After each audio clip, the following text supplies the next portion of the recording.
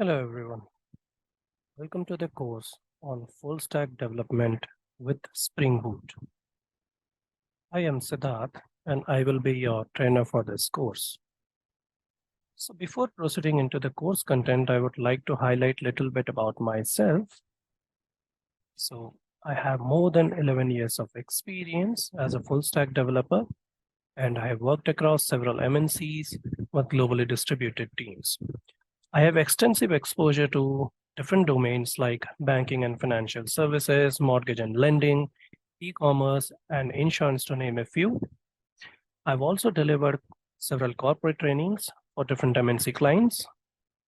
I'm a 5-star rated trainer with more than 3,000 students, and I've helped them to achieve their goal of mastering the full stack application development. Okay, enough about myself.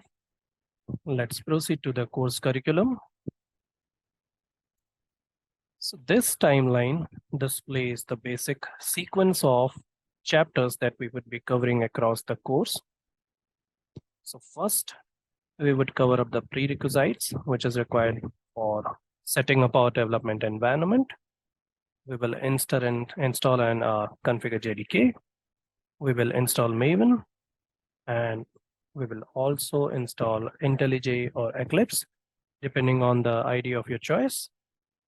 So that's totally up to you. Then we'll move towards core Java fundamentals.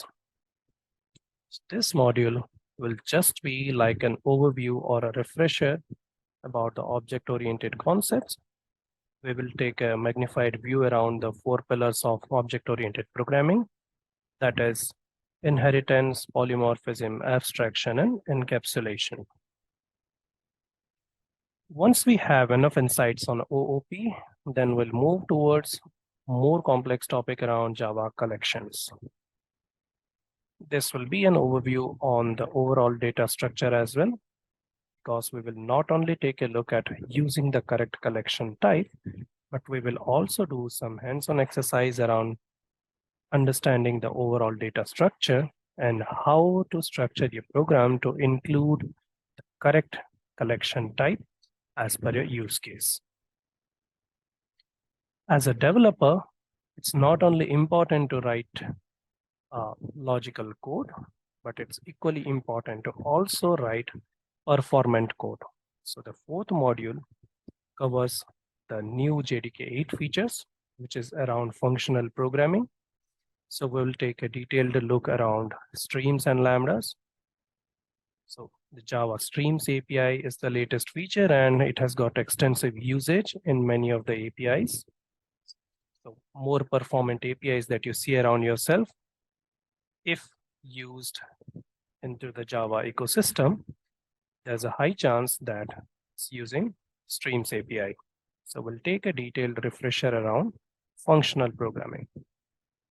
Then we'll move towards more complex topics like design patterns. So this would be more like a theoretical lecture, which would also give you a little bit more overview on the interview preparation topic. So most of the interviews, they do ask on design patterns. So we will try to cover up all popular design patterns that is there out in major enterprise frameworks. We'll take a look and try to implement the same along with examples. Chapter 5 marks the basics coverage before we move to the Spring ecosystem.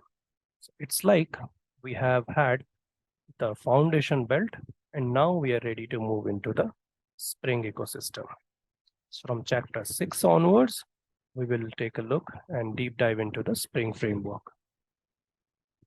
First chapter in Spring, that is the module 6, would be an introduction to Spring. We will take a look into the Spring context and the Spring IOC container, and furthermore, detailed concepts like dependency injection. Moving forward, from chapter 7, we will march towards Spring web development. We will try to develop a very basic web app in this module where you will get the different components of the Spring framework, which is responsible for rendering a dynamic web page. We'll take a look at the templating engines. We'll take a look at TimeLeaf and how TimeLeaf is going to help you to build dynamic web pages. Once we are familiar with the Spring Web Dev module, once you have enough experience around the basics of web development, then we'll move towards integrating our web application with a data source. We'll take a look at Spring Data JPA and the different CRUD operations, which is possible with the same. So by CRUD, I mean the create, read, update, and delete statements.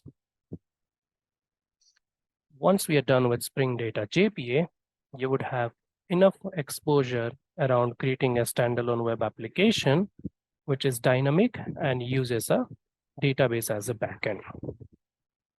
Then we'll move towards the more important concept and probably the most in the Java ecosystem, which is microservices.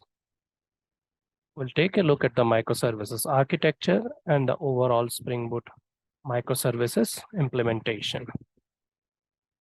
We'll try to configure a message queuing system like Apache Kafka, and we'll build microservices around it. So by the end of Module 8, you would have enough exposure to understand and decode complex applications, and you would be able to build an application from the ground up with your own architecture, including integration between the different components like individual microservices, which are communicating with each other along with Apache Kafka. This marks the end of Module 8. Now we are almost done with the development part, but as a developer, you are not only supposed to have knowledge around the web application, but rather you should also know something as in how to promote your code into a real web server. So we'll take a look around deployment.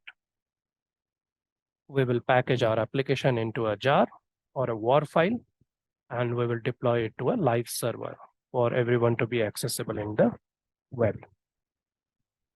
Once your application is deployed and once we are able to see it live, we will take a look around logging and how you can troubleshoot the different issues around your application. With that, we are almost done with right from the ground up till deploying your application.